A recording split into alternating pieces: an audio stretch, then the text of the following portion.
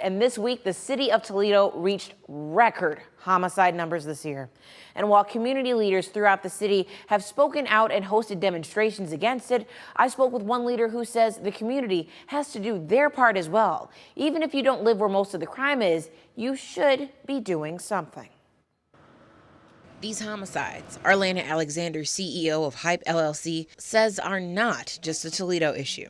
It is now your problem because it directly affects you. You might think that it doesn't. It does. Who do you serve? What is your job in this community? You live in the community. Where do you drive in this community? Our kids go to school with some of the kids, some of the youth who are committing the crimes, or some of the individuals who have been murdered. You can't just put that aside.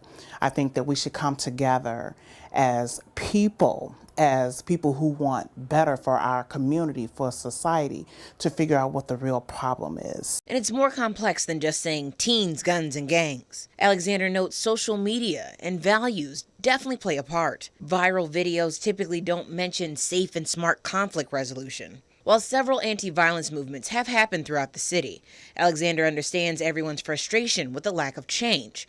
But that won't come easy. We're telling ourselves or other people, nothing's working, this is just, no, then you need patience.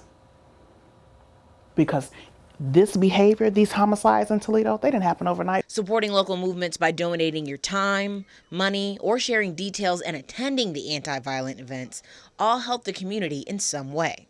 And while you donate, add compassion and realism to your patience. Are you expecting change in a 6-week program? That is unrealistic. So you're telling me I'm a 16-year-old that has gone through probably more trauma than you can ever imagine, has had more loss than you can ever imagine.